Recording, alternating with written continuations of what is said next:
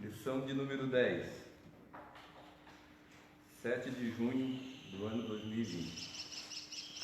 O título da nossa lição desta manhã: a intercessão pelos Efésios. O texto áureo diz assim: por causa disso me ponho de joelhos perante o Pai de nosso Senhor Jesus Cristo, do qual toda a família dos céus e na terra tomou o nome. Efésios 3, 14 e 15. A verdade prática diz assim: devemos interceder pelos eleitos de Cristo para que eles sejam fortalecidos de poder, vivam em comunhão e exercitem o amor de Deus. A leitura bíblica em classe se encontra no carta do apóstolo Paulo aos Efésios, no capítulo 3, versículo 14 a 21. Eu vou ler o versículo 14 e a igreja, como de costume, de continuação. Efésios 3 e 14 diz assim a palavra do Senhor: por causa disso me ponho de joelhos perante o Pai de nosso Senhor e Salvador Jesus Cristo, do qual toda a família nos céus e na terra toma o nome.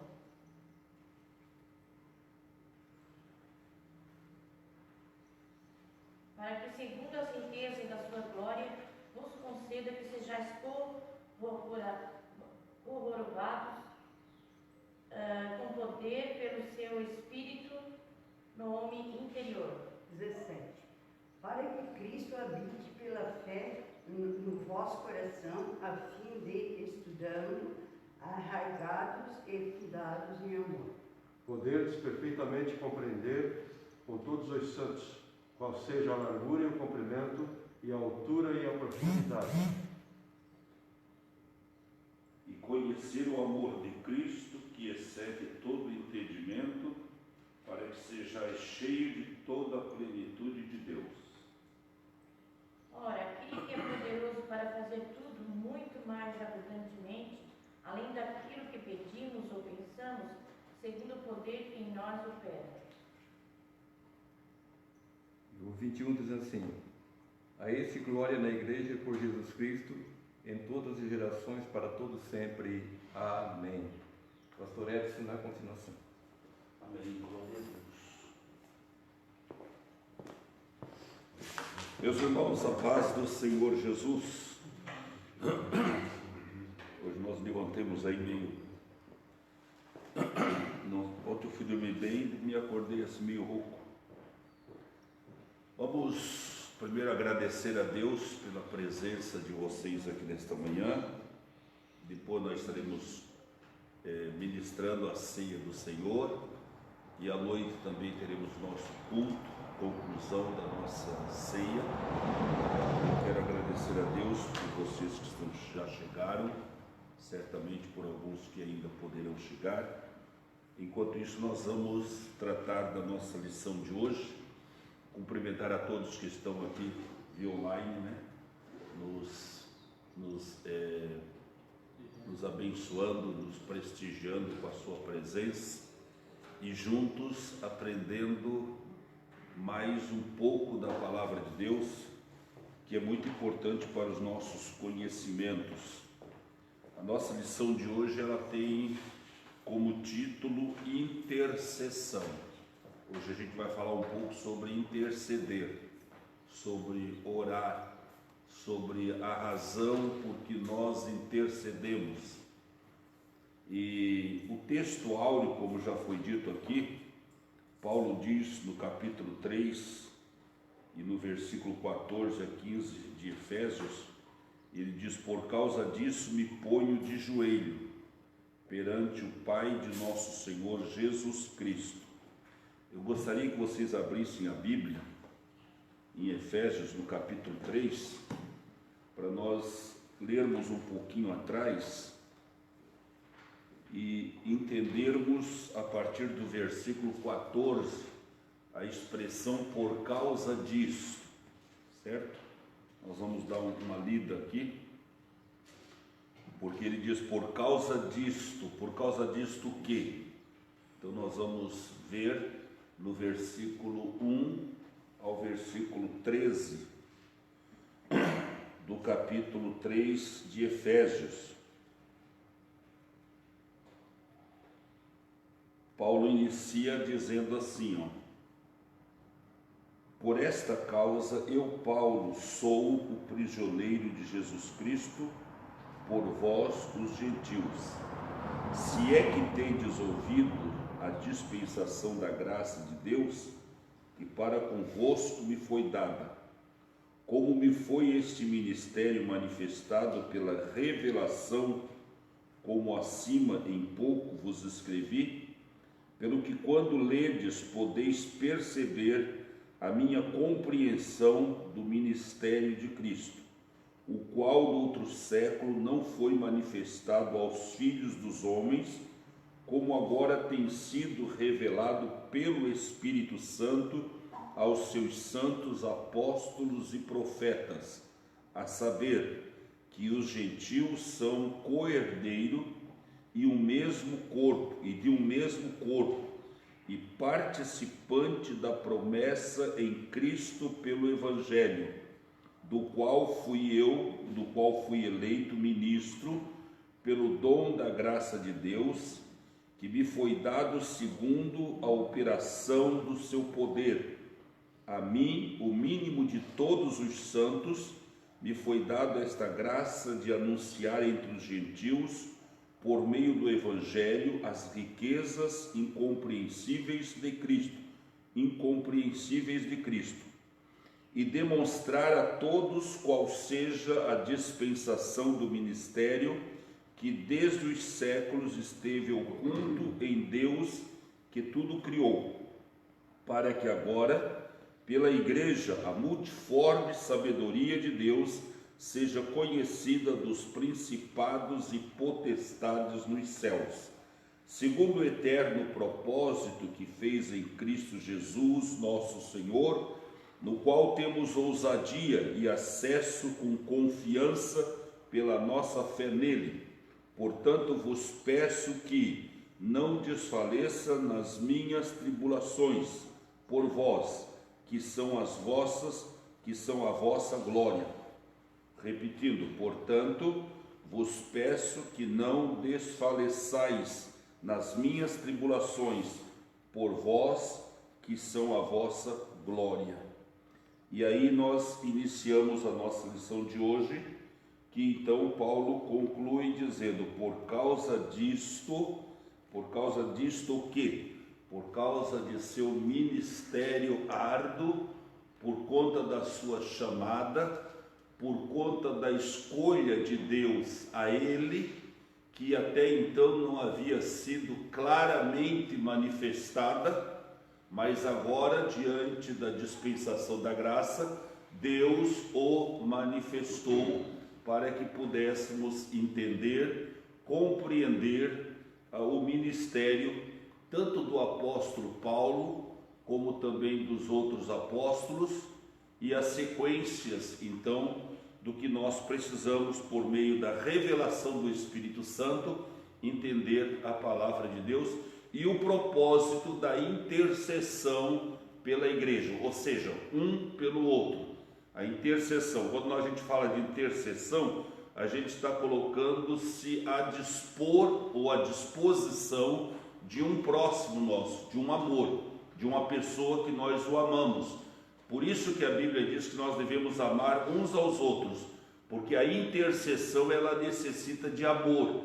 E nós vamos decorrer na lição também hoje aqui a questão deste amor que nós devemos ter um pelo outro. Amém, irmãos?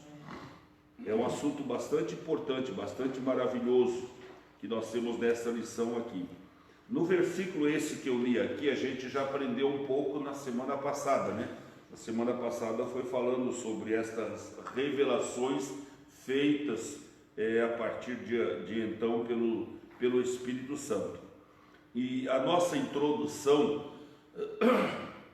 ela diz assim, ó, logo depois do início, ela diz assim, ó, na intercessão paulina, aprendemos que Deus pode fazer tudo além do que pedimos ou pensamos, sendo Ele o único que é digno de revelar o ministério oculto, o ministério este que eu falei que pelo Espírito Santo agora foi revelado, todas as suas dádivas, o apóstolo passa a orar em favor da igreja em Cristo. A igreja, que significa nós todos, ela passa por uma condição de necessidade de súplicas, de orações constantemente. Nós somos uma construção e que cada peça, cada tijolo, vamos usar essa expressão, desta construção, ela é importante para sustentar a seguinte, a do lado, ou a de cima, ou a de baixo. Então nós todos precisamos estar dentro de uma posição a que esta construção não venha a ser comprometida, rachada. Você sabe dessas muitas vezes casas que a gente constrói? Eu estava olhando aqui tinha uma janela, né? E esta janela ela estava comprometida com aquele racho. Dizem os pedreiros que é muito normal, quando é uma parede muito grande, ela sempre dá uma cedida e gerar esses rachos. Dizem que é normal. Em prédios eu não sei se a gente vê isso, prédio que tem uma estrutura própria, né? Mas talvez aqui não foi aquilo tudo assim bem projetado, ou algumas casas que são baixas não são assim bem organizadas para que isso não aconteça. Então dizem que às vezes é comum, a gente vê assim na janela, algumas rachaduras, dizem que trabalha, né? Pode até ser, mas na questão igreja, o propósito é que esta construção ela não seja comprometida. E eu comparo, por isso eu fiz o pensamento de mexer com aquela rachadurinha ali, que é muito mínima, né? Eu não sei se vocês enxergam daí, eu daqui estou enxergando, mas é comum a gente ver às vezes na casa, numa janela, é comum a gente ver sempre, são coisinhas que não comprometem, elas não ficam bonitas, né? Mas elas não chegam a comprometer. E essas coisinhas mínimas, elas podem estar equivalentes às nossas limitações, que sempre tem aquelas contradição, diferença, modo de pensar um pouco diferente um do outro, mas que num todo este projeto ele seja sustentado de uma forma a que ele venha agradar a Deus. Então nós juntos somos esta formação de igreja. E dentro desta formação de igreja, a sustentabilidade dela, aqui no caso a parede, não bastaria colocar um tijolo um por cima do outro. Não bastaria chegar aqui, pegar um montante de tijolo e ficar colocando um por cima do outro. Houve-se a necessidade de fazer o que nós chamamos de uma massa ou uma argamassa, e houve também a necessidade de nessa argamassa a gente colocar cimento, porque o cimento é que segura, é que ajuda a que esses tijolos permaneçam nos seus devidos lugares. Vamos usar o cimento aqui nesta manhã como sendo ele o amor de Deus entranhado entre nós, amém? O amor de Deus entranhado entre nós. Então, para sermos uma construção que o vento não venha comprometer, que um temporal não venha comprometer, um terremoto, uma outra coisa de espécie da natureza não venha comprometer, nós precisamos estar entranhados em amor. Assim como o cimento sustenta, ajuda para que esta construção não seja comprometida, a igreja física, a igreja espiritual, ela precisa se disponibilizar do amor de Deus para que ela continue sempre de pé. Amém, meus irmãos? Então, a importância de uma igreja que exercita o amor, que exercita o dom da misericórdia. E é aqui que Paulo então começa a falar. Ele coloca-se como um verdadeiro intercessor. Paulo demonstra ter um carinho, uma paixão muito grande pela igreja de Cristo. Não foi para menos que ele passou por todas as situações que passou e dele ter se reservado a ponto de preferir não se casar, não contrair um casamento, para dedicar totalmente a sua vida à igreja do Senhor Jesus. Então nós temos aqui o primeiro ponto: corroborados com o poder do Espírito. Corroborado quer dizer fortalecido, fortalecido com o poder do Espírito Santo. Vamos usar também a expressão aqui do cimento, no poder do Espírito Santo. Ou seja, se nós não tivermos aqui entre nós, a igreja, o Espírito Santo, nós somos uma construção feita de montantes de tijolo, e que não foram colocadas massas, argamassas, e não foram colocados cimento. Você teria coragem de ficar debaixo de uma construção que foi simplesmente colocado um tijolo em cima do outro e feita armadura e por ali e deixado assim? Você teria coragem? É difícil, né? Logo ela ia despencar em cima da gente. A igreja espiritual, a igreja do Senhor Jesus, ela precisa ter a presença do Espírito Santo. Por isso que Paulo usa essa expressão, por isso que nós temos aqui essa expressão, corroborados, ou seja, fortalecidos. Dificilmente vamos ver uma igreja, agora falando de gente pessoal, porque veja bem, eu costumo dizer que eu não sou igreja, eu sou templo do Espírito Santo. Igreja somos nós. Igreja é um montante de pessoas. Eu não consigo fazer uma igreja com uma pessoa só. A partir de 2, 3 eu já consigo.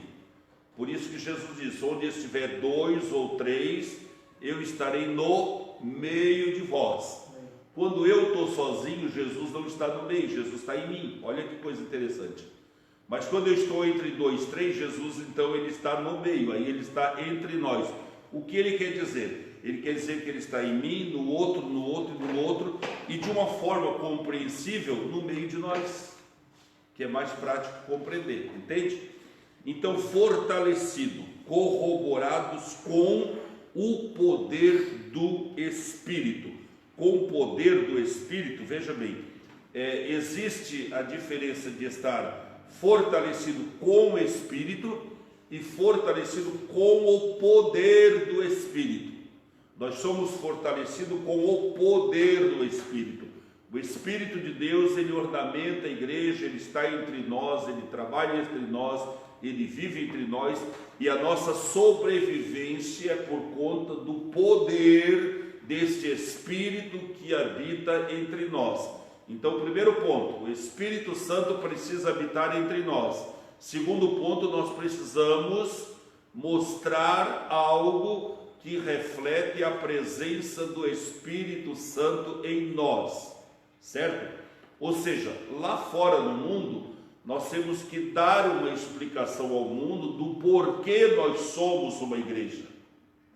Lá fora do mundo, nós temos que dar uma explicação porquê nós somos denominado a igreja em que o Espírito Santo habita. E como é que nós fazemos isso? A gente costuma dizer pela nossa diferença de procedimento, não é assim? Diferença de procedimento. É tão bonito quando a gente olha para fulano assim, e pensa assim, aquele camarada é crente. Por quê? Não sei, ele tem um jeitinho diferente. É tão bonito quando a gente ouve isso aí, né? Ou quando alguém diz a respeito da gente. Mas aqui quando se fala do poder do Espírito, nós estamos falando um pouquinho mais profundo.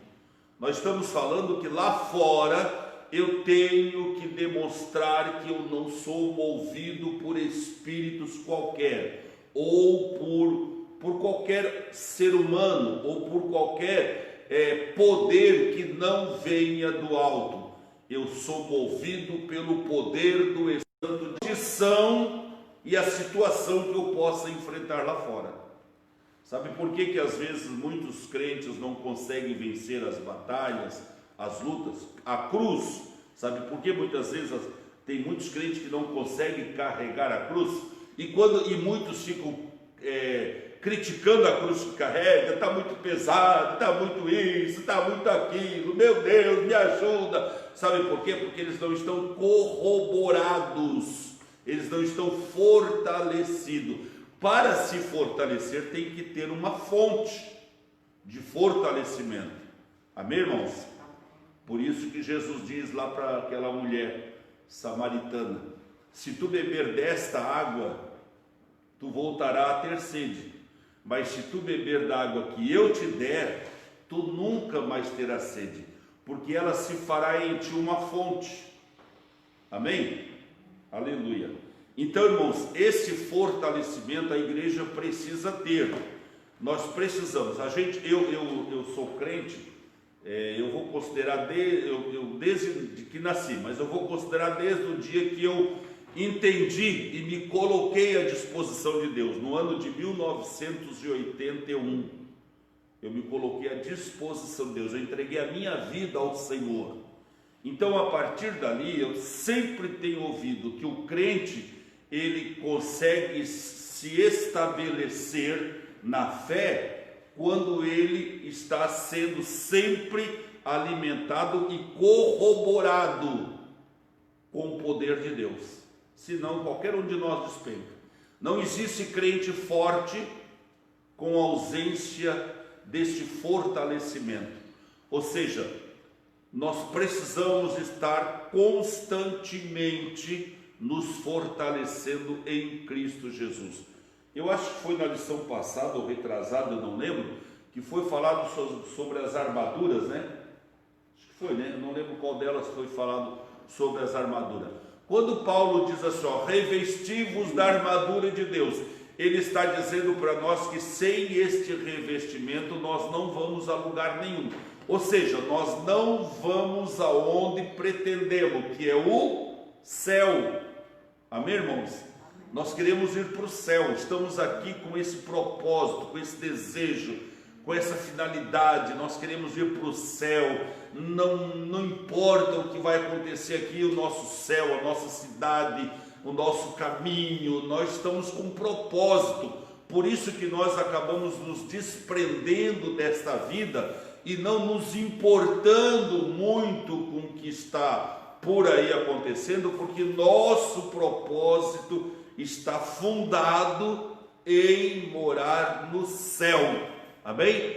E Paulo então ele diz assim, ó, é necessário que quem quer conquistar este pensamento, esse desejo, quem quer alcançar, ele precisa ser revestido com as armaduras de Deus.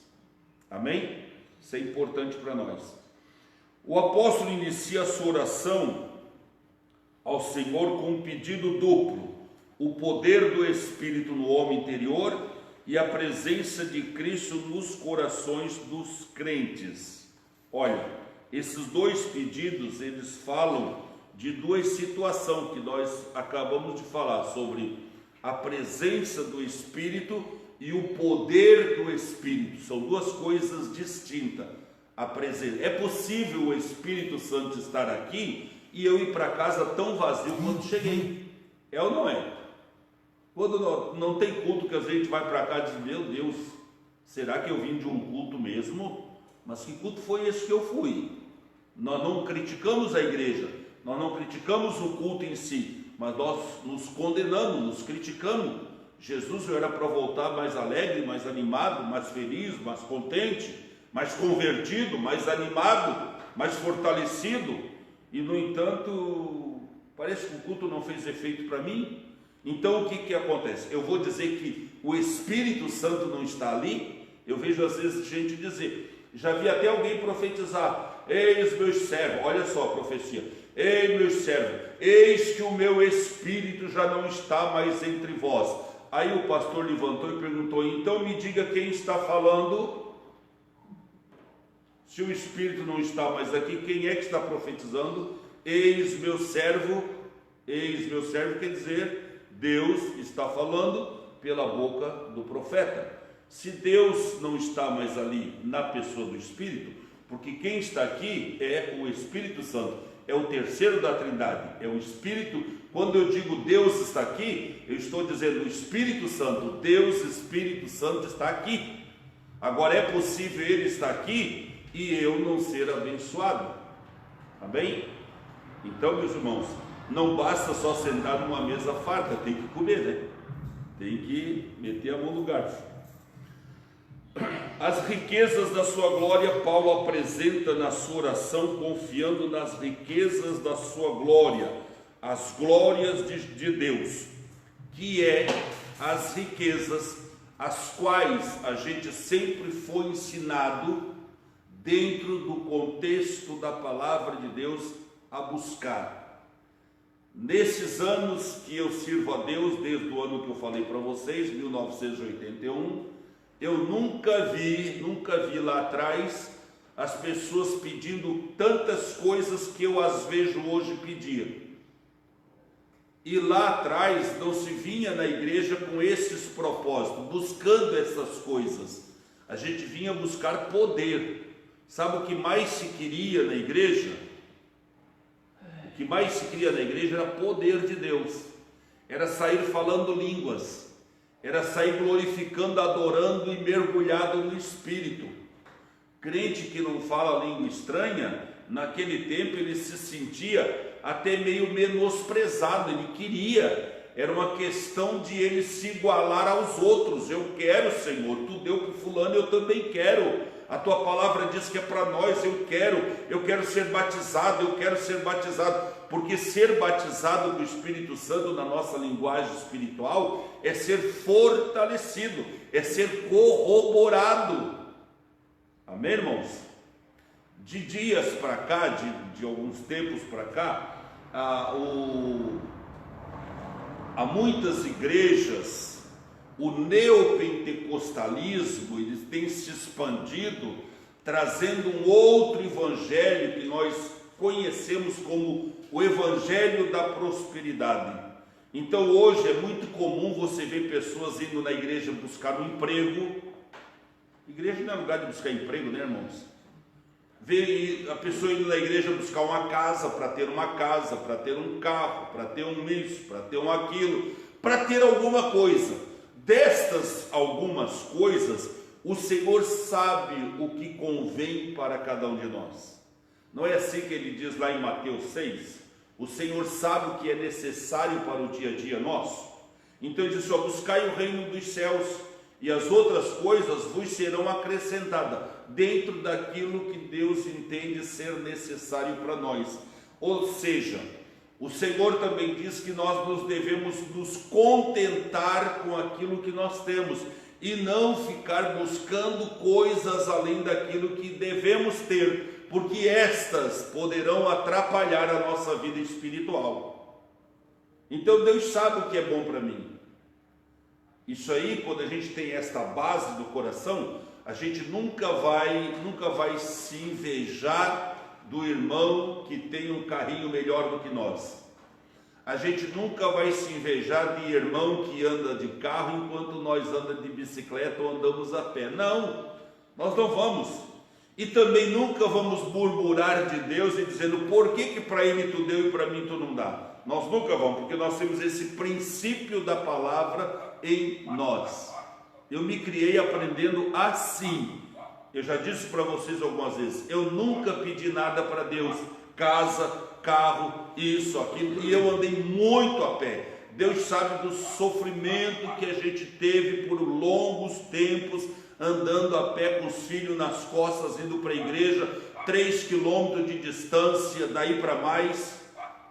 Mas no momento certo o Senhor achou por bem de nos abençoar, e abençoar dentro da nossa proporção. Até porque, irmãos, se nós analisarmos do ponto de vista assim, Deus deu um carro para o fulano, aí você vai lá ver um carrinho usado, capaz, Deus vai dar um carrinho assim todo alegrinho, irmão, eu quero contar um testemunho, Deus me deu um carro. Claro que tudo que nós temos provém de Deus. Claro que a minha casa provém de Deus.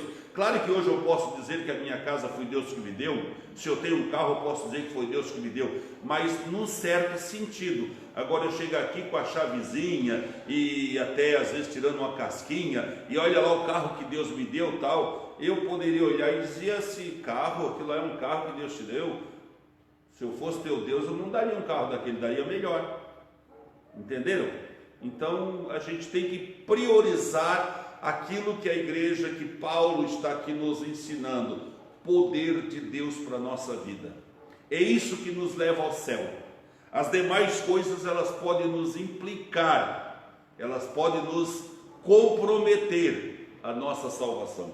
Eu conheço pessoas, e falo de um da minha família, que por conta de algumas riquezazinhas, que não é rico, de algumas riquezazinhas que ele angariou, ele acabou afastando-se de Jesus. Então, se for para ter uma riqueza desta, irmãos, eu prefiro continuar pobre. Se for para ter uma riqueza que venha comprometer a minha salvação, me deixe eu pobre, mas salvo. Amém? Esse deve ser o propósito de cada cristão, o céu. O segundo ponto do primeiro tópico diz assim, ó, fortalecidos com poder.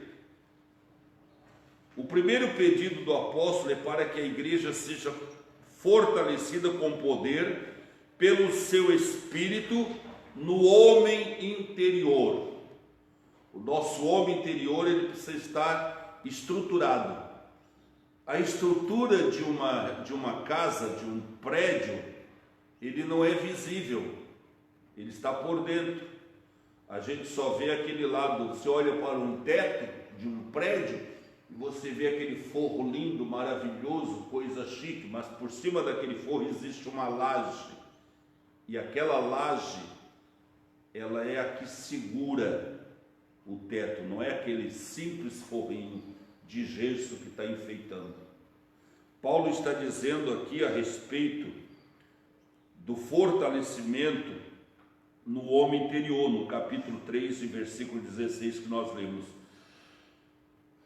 Essa petição não quer dizer que a igreja em Éfeso não tivesse o Espírito de Deus. Aquilo que eu falei para vocês, eu fui no culto, mas o Espírito de Deus não estava lá. Opa, pera lá, não diz bobagem. Eu vejo algumas pessoas às vezes falando mal da noiva de Cristo. A igreja hoje está assim, a igreja hoje está assado. Cuidado, cuidado, cuidado e cuidado, porque estamos falando da menina dos olhos de Deus, aonde o Espírito Santo está plantado e ficará aqui entre nós até o dia em que ele for recolhido com a igreja. Então nunca falamos do culto em si, da igreja em si, falamos de nós, tá certo? Então, Paulo está dizendo aqui, que devemos ser cheios do Espírito no homem interior.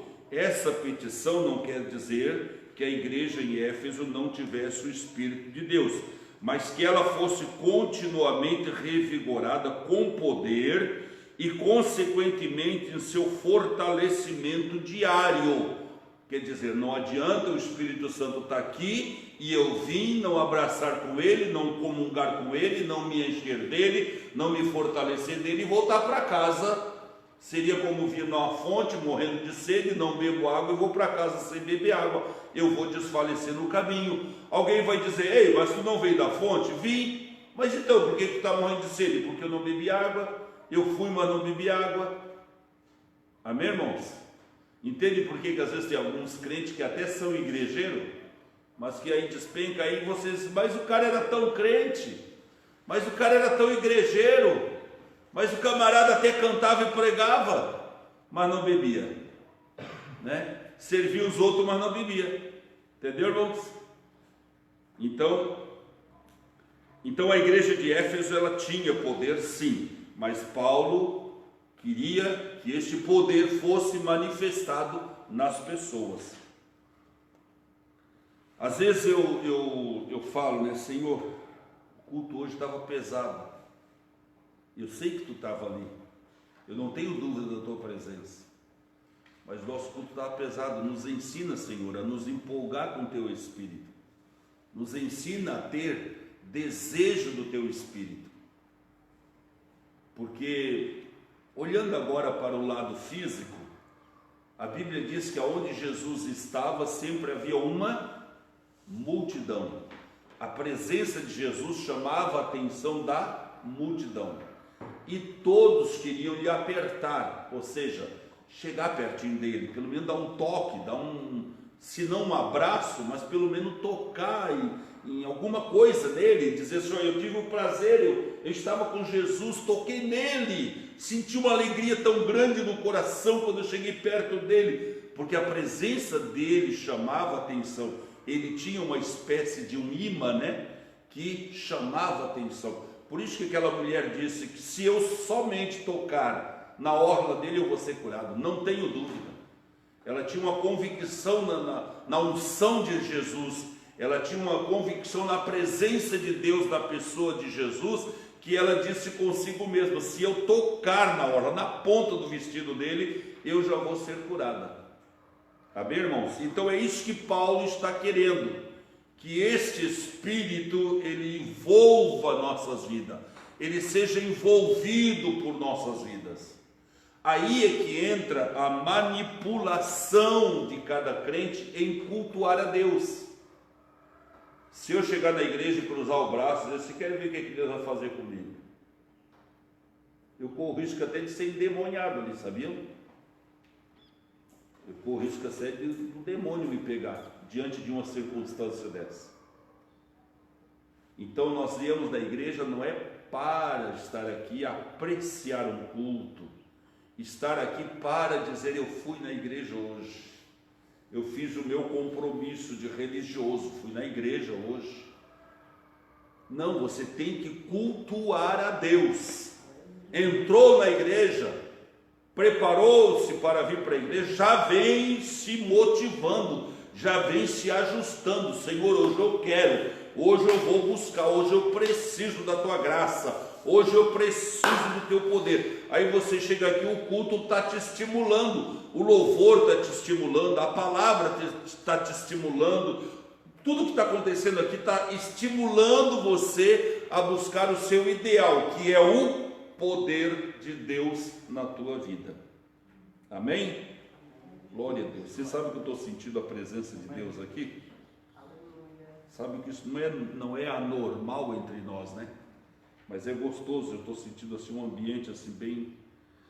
O terceiro ponto do primeiro tópico é habitados por Cristo. Nós somos uma casa, né? Tem um corinho que eu gosto muito de ver cantar: esta casa é minha casa, é tua casa, assim, né? Eu gosto de ver esse corinho. Esse dia o meu netinho estava tentando cantar com o violão dele todo atrapalhado, ele nem sabe tocar, ele pega e pensa que se sente o dono da cocada, e cantando esse cântico, aí a gente chora, né? O apóstolo também orou para que Cristo habitasse pela fé nos corações dos santos. Irmãos, a questão da corroboração do Espírito e a habitação de Cristo na nossa vida está sendo assim muito fraca na igreja da nossa geração. E eu ouvi um certo pregador aí, um certo conferencista dizer que esta geração tem sido a pior geração de todos os tempos da igreja. Vocês já pensaram? Daqui a pouco nós vamos sair daqui e o que nós vamos estar deixando? Qual é a imagem da igreja? Porque a igreja ela é formada por décadas, por séculos, né? E qual é a lembrança que a gente vai deixar para os nossos filhos, nossos netos, de uma igreja? Que igreja é a que nós fizemos? Que tipo de crentes nós somos? Para ir, bisnetos e por aí afora até que Jesus venha. Então Paulo ele orava para que isto acontecesse na igreja. A igreja, se nós olharmos a história desde os tempos apostólicos até agora, a gente vai ver que a igreja ela sempre foi isso aqui, ó. Ela viveu altos e baixos. Ela teve séculos que ela viveu assim na obscuridão, que ela não saía do chão. Ela teve momentos de total desprezo. Leiam a história da igreja e vocês vão ver. Século IV, século V, século VI, século VII. Leiam e vocês vão ver que teve tempo que a igreja não houve destaque nenhum. Quando nós começamos, hoje nós dizemos que o pentecostalismo iniciou no início do século passado, século XX, e quando houve aquele ensejo por uma renovação na igreja no início do século passado, a igreja estava praticamente morta. Deus se utilizou lá de alguém, de um grupo, e esse grupo, nós não podemos deixar a igreja assim, precisamos buscar, e aí houve-se a renovação, houve então a busca, o que nós chamamos hoje de o avivamento das últimas horas. Então nós estamos vivendo, mas esse avivamento, o que foi muito importante, ele no princípio do século, porque ele deu uma sacudida boa na igreja, mas nos últimos tempos do século passado, e nesses 20 anos desse século que nós estamos, ela tem se tornado assim uma mesclagem, ela não está um avivamento puro, sólido, espiritual, ela está mesclada com outras coisas, com segundas intenções, com segundos interesses. Hoje nós temos visto isso aí, o que eu vou dizer não é novidade, e não é feio dizer diante de uma câmera que tem centenas de pessoas nos ouvindo, mas hoje se vê que a maioria das igrejas por esse mundo afora, o principal interesse é dinheiro. O dinheiro está acima da alma, do valor de uma alma. Quando a gente aprendeu que a alma não tem valor monetário, porque ela foi paga com sangue. Amém, irmãos? Então Paulo está dizendo que Paulo estava intercedendo. Olha como foi importante a intercessão do apóstolo Paulo. Esse homem não tinha filho, não tinha geração, quando morreu, não sei se tinha família, mas dele próprio não, ele era solteiro, não tinha filho, não tinha esposa, mas ele se preocupava pela igreja futura, ele se preocupava. Numa das suas cartas ele disse: eu temo que assim como a serpente enganou Adão e Eva, que ela venha enganar vocês, que ela venha enganar muitos. E se nós observarmos esse temor que Paulo tinha lá no passado, ele vem acontecendo por este mundo afora. A serpente está enganando a muito, está se fazendo daquilo que Jesus disse que ela se faria, de anjo de luz, para enganar. Então, o apóstolo ora para que Cristo habitasse no coração dos santos. Isso indica que a oração apostólica era para que Cristo habitasse continuamente na vida da igreja. Continuamente quer dizer incessantemente. Cristo possa estar na nossa vida, não só no período que estamos aqui dentro, mas ao ir para casa, ao voltar para a igreja, ao ir para o trabalho, ao viver o nosso dia a dia, seja em casa, seja no trabalho, seja na rua, seja no passeio, seja num piquenique, seja onde quer que seja, porque nós não estamos impedidos de ir a lugar nenhum, desde que aonde nós vá, Cristo possa ir junto. Amém? Poderíamos ir no salão de baile festar? Se o Espírito Santo pudesse ir junto, por que não? Aí eu começo a entender até onde eu posso botar meus pés. Aí eu posso entender, aí eu não dependo do pastor limitar o meu espaço. Nós estamos muito agregados a ordens. Esses dias ainda alguém disse para mim: pastor, tu tem que ser igual o fulano. O fulano chegava aqui e dizia assim, então vai ser difícil, porque eu não vou ser esse fulano. Eu acho que cada crente tem que compreender a sua chamada, a sua vida, a sua integridade para com Deus. Nós não vamos botar câmeras filmando crente nenhum nas ruas, em casa, onde ele vai, onde ele não vai, o que ele faz, o que ele deixa de fazer. Não, se tem uma câmera funcionando, ela vem lá do céu. Esta câmera é 24 horas, né? Os olhos do Senhor estão olhando para nós 24 horas.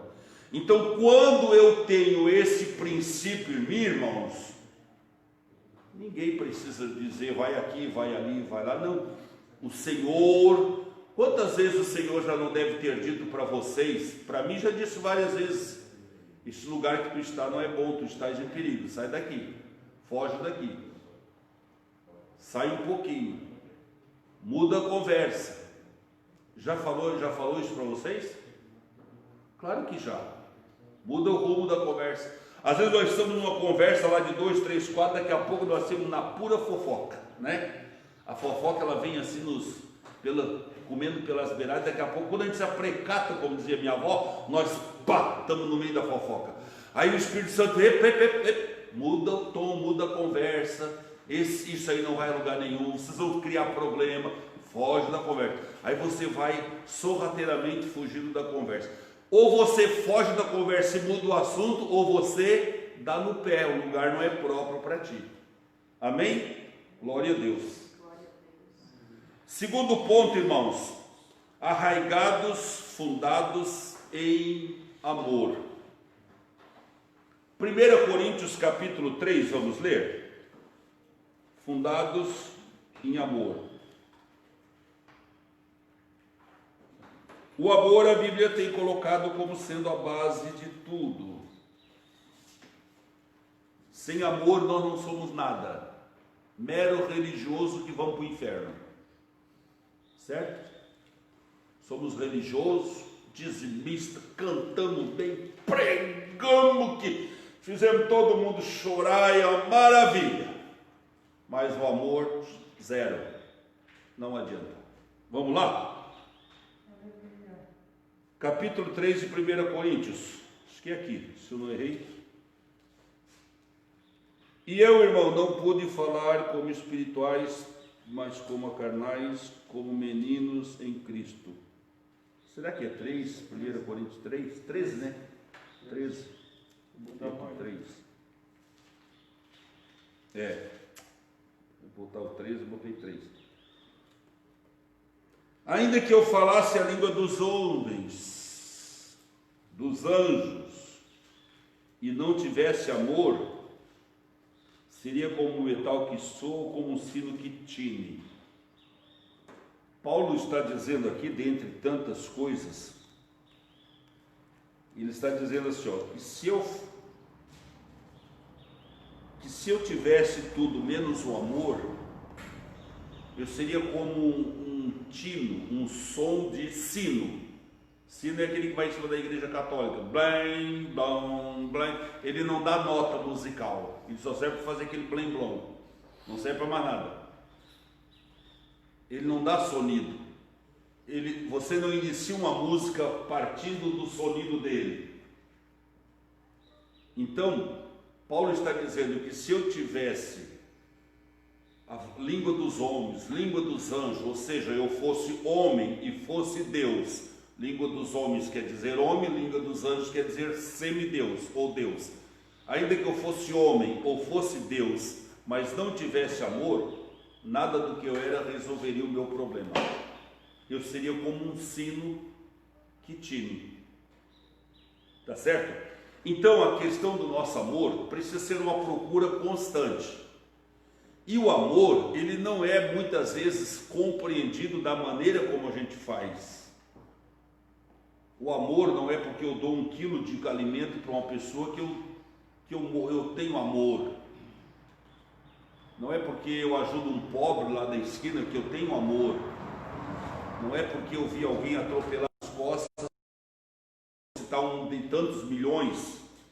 É você estar na sua casa, olhar para todo o teu conforto e você não se sentir em paz, porque você sabe que existem centenas que não estão desfrutando daquele bem-estar que você está desfrutando. Isto é amor.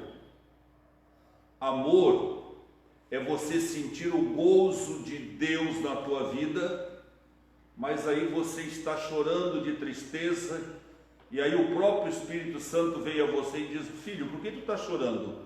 Eu tenho te faltado alguma coisa?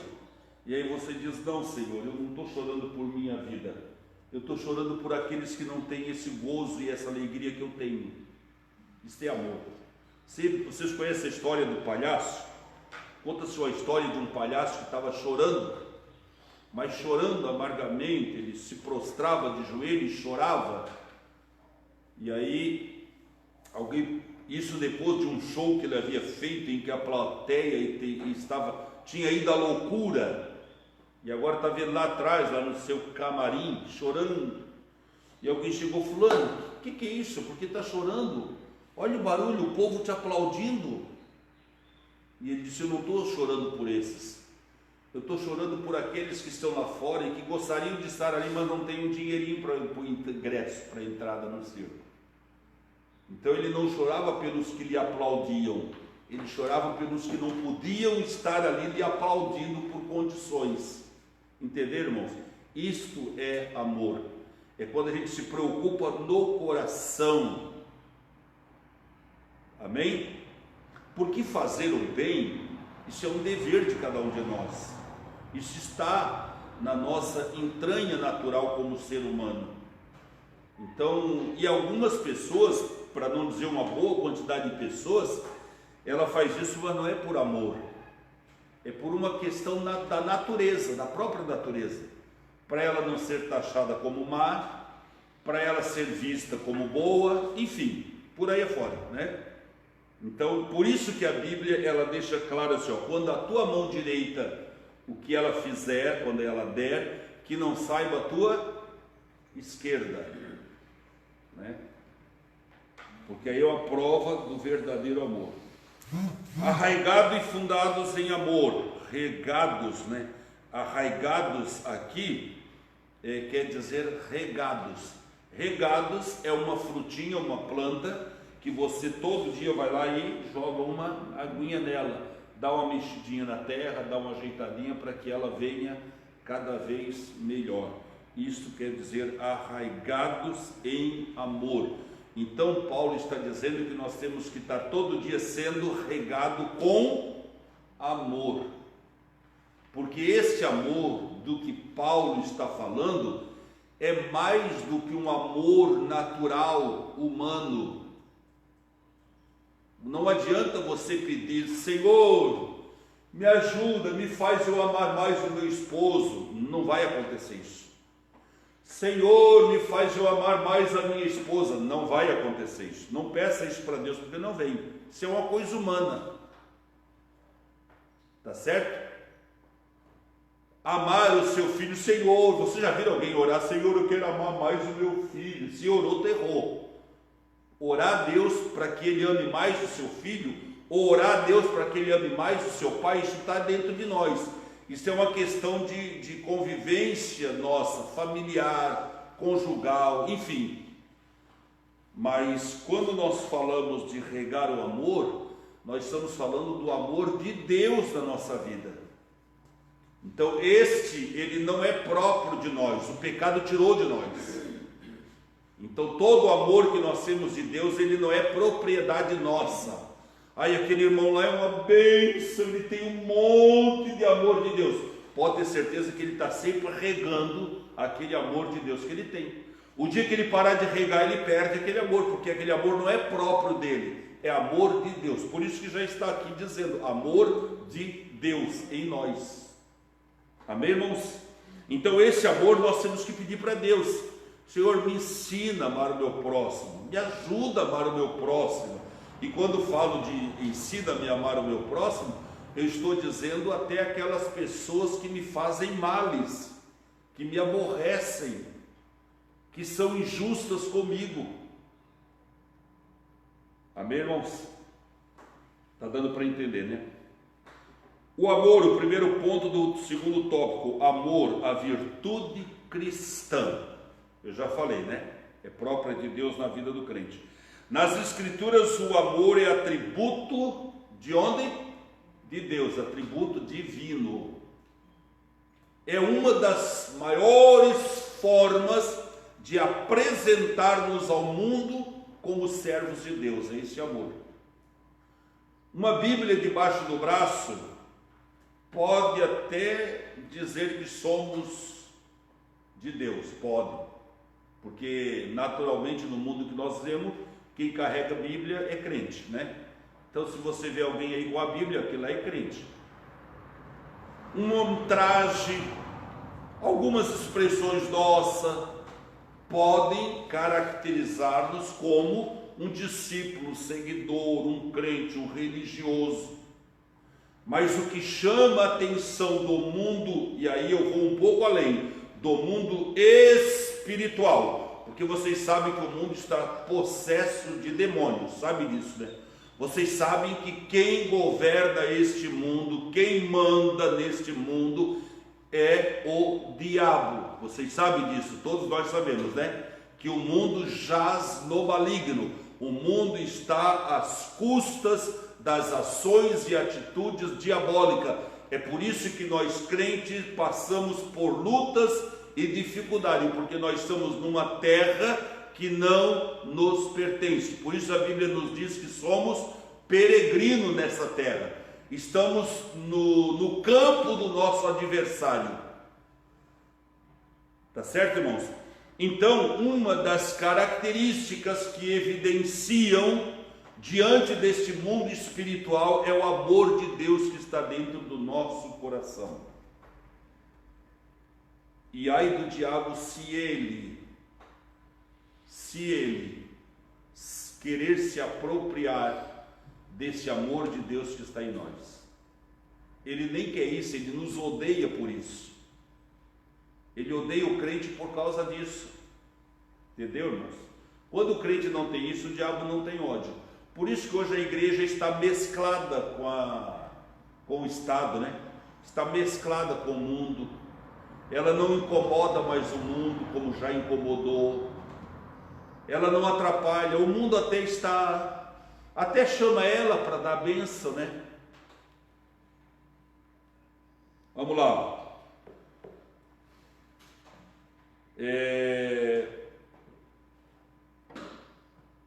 O segundo ponto do tópico 2, arraigados e fundados em amor.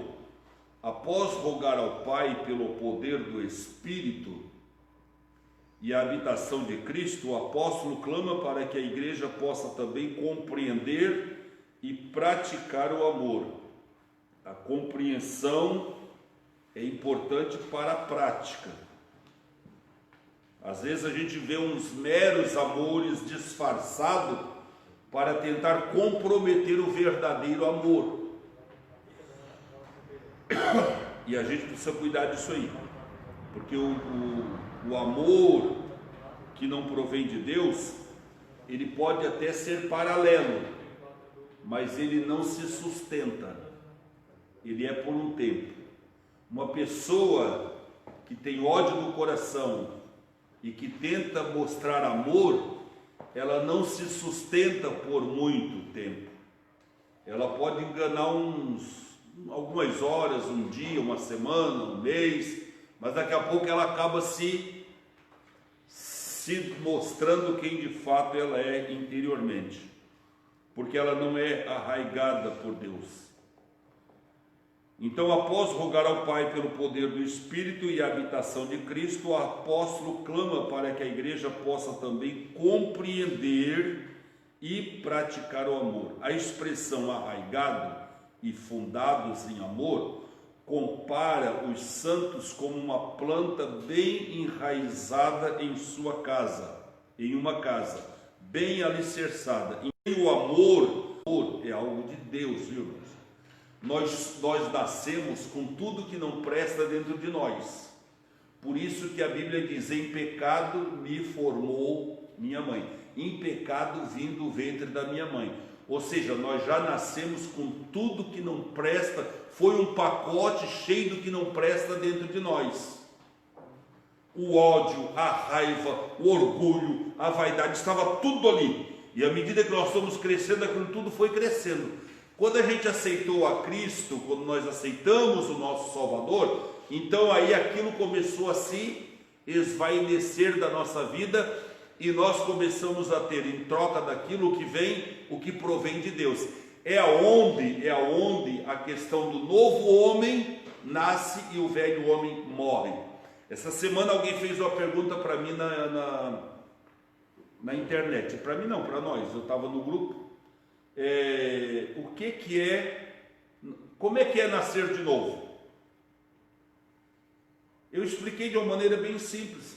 Nascer de novo é quando você aceita Jesus, quando você entrega a tua vida a Jesus, quando você se coloca à disposição de Deus, o recebendo como Senhor da tua vida, e aí a partir dali então ele entra no teu coração e ele começa a fazer aquela limpeza total da tua vida. Ele vai tirando tudo que não presta. À medida que ele vai tirando, você vai morrendo. Você não nasce de novo de um momento para o outro. Assim como uma criança, ela fica 9 meses sendo gerada no ventre para depois ela nascer, o cristão ele não nasce de hoje para amanhã. Do momento que ele abraçou a Cristo, ele é selado com o Espírito Santo. Isso não quer dizer que no dia seguinte ele é um santo perfeito, não. Aí vem o processo de novo homem nascendo, velho homem morrendo, não é assim? Às vezes leva 15 dias, às vezes leva um mês, às vezes leva 2, às vezes leva 3. Cada caso é um caso, e cada caso Deus trabalha, o Espírito Santo trabalha de acordo com a necessidade, com aquilo que é real na vida daquela pessoa. Então não escandalize-se se você vê uma pessoa que faz 1 ano que é crente, mas ele ainda tem um pouco de carne nele. Ele está mesclado novo homem com velho homem. Não se assuste. Eu conheço pessoa que tem 30, 40 anos de crente e ainda o velho homem não morreu tudo nele. Às vezes ainda está, entendeu? Às vezes ainda aparece lá no fundinho aquele ódiozinho, ainda aparece lá no fundinho aquela raiva, aparece lá no fundinho aquela inveja, e só quem sabe somos nós. Às vezes as pessoas que convivem perto de nós acabam descobrindo, aquele irmão lá é crente há tanto tempo, mas ele tem uma inveja, é porque ele ainda está naquele processo, certo? A Bíblia diz que quando Jesus vier, então tudo que é humano será desfeito. Isso quer dizer que até a volta de Jesus, nós ainda vamos estar sempre chutando o homem velho de nós.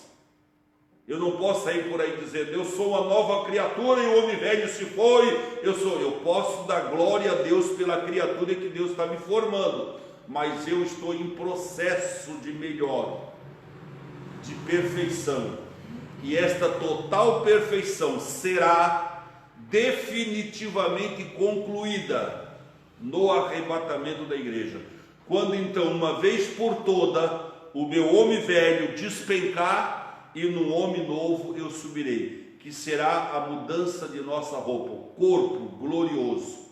Aí nós então definitivamente vamos nos livrar do corpo humano, corpo velho, corpo de pecado, corpo limitado, corpo sujeito, e nós vamos tomar posse de um corpo glorioso, um corpo eterno, em que não terá mais o poder, o pecado sobre ele.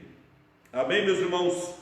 Então é preciso nós estarmos, enquanto aqui estamos, sempre arraigado.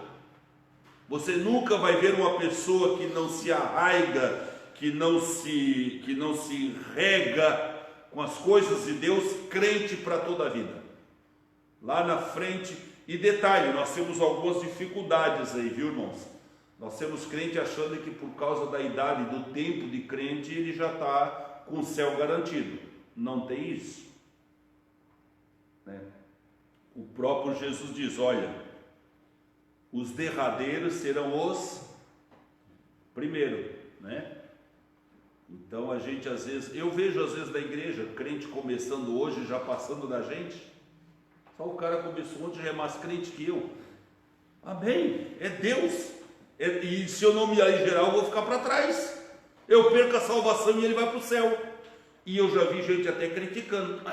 Cara, aceitou Jesus ontem, já está com o rei na barriga. Inveja, ciúme. Fulano aceitou ontem a Jesus, já está pregando um pouquinho, já acha que prega mais do que eu. Inveja, ciúme. Se eu não me converter, ele vai e eu vou ficar. Amém, irmãos? Terceiro ponto do segundo tópico, a hora foi-se.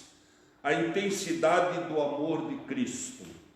Consciente de que somente o Espírito pode fazer entender e experimentar a grandeza do amor de Deus, Paulo pede para que os crentes conheçam a intensidade do amor de Deus.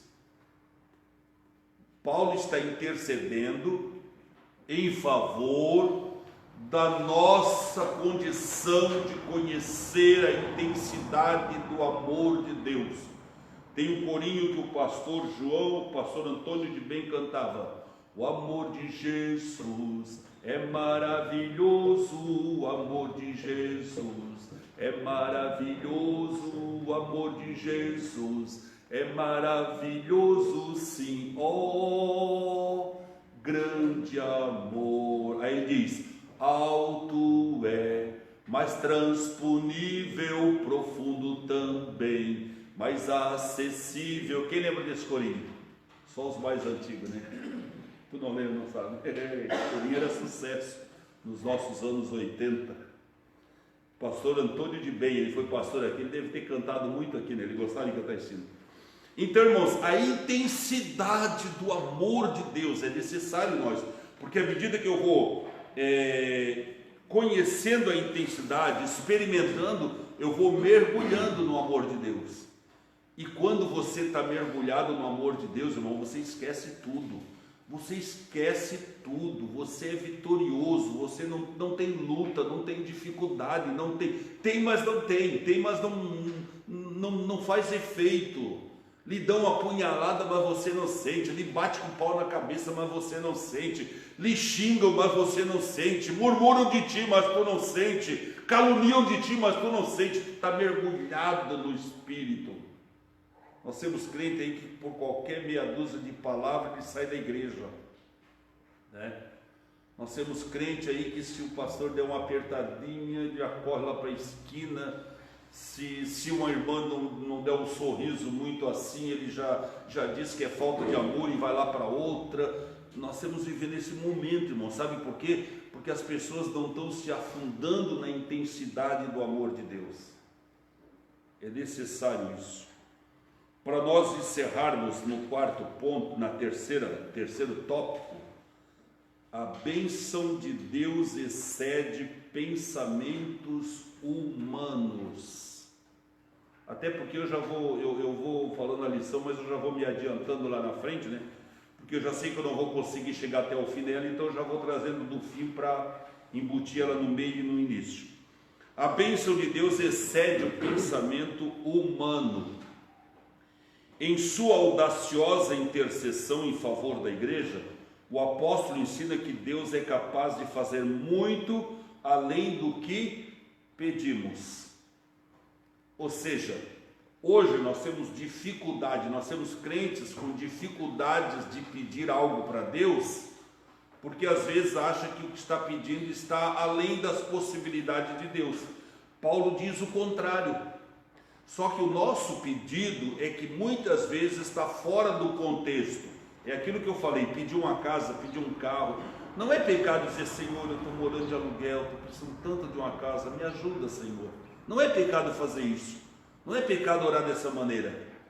Mas além desta oração, além de você querer ter uma casa, você deve querer mergulhar no oceano de Deus.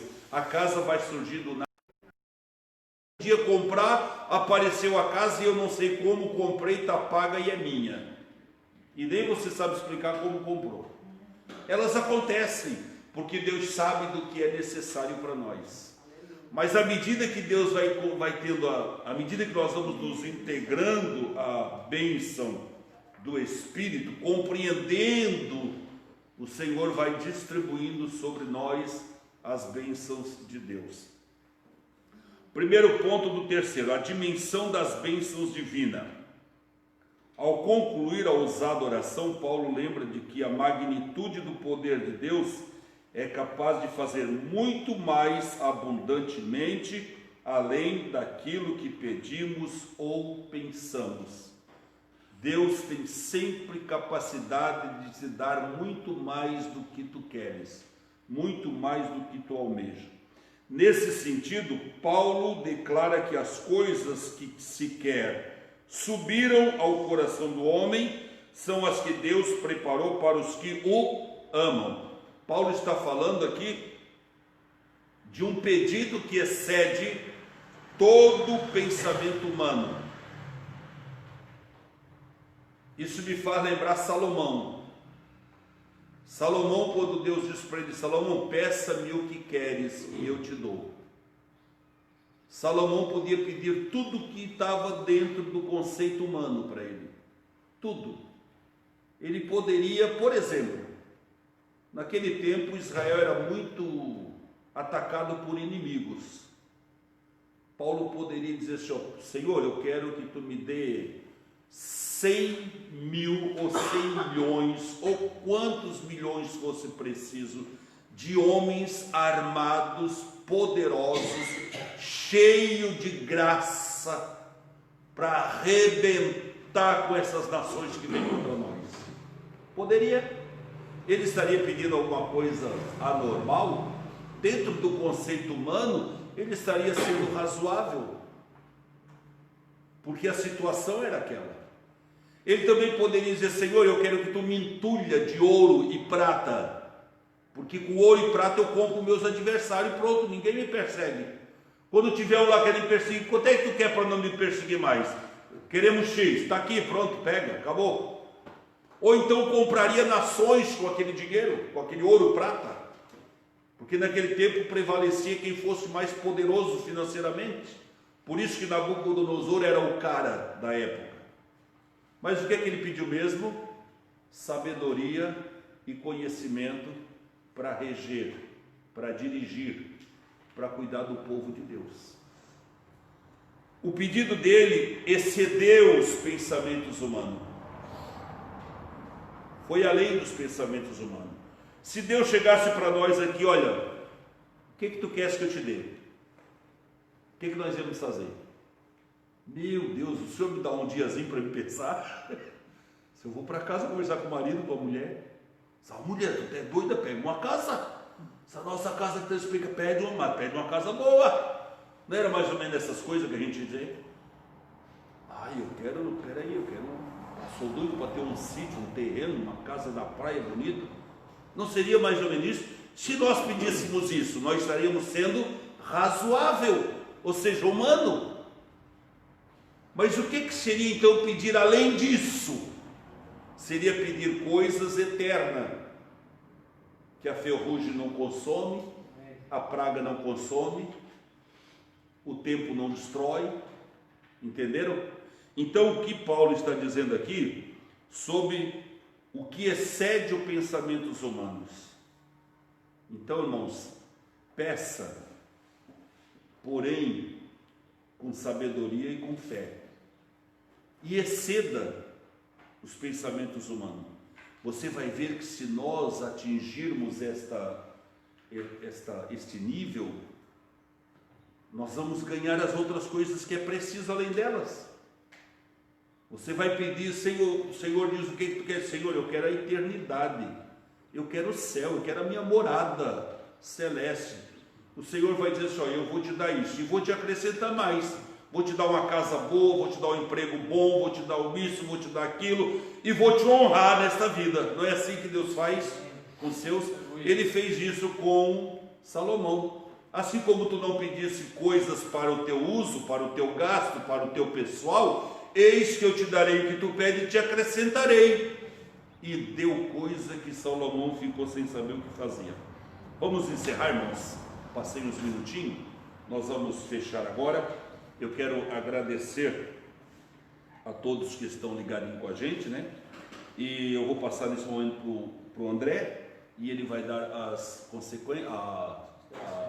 considerações.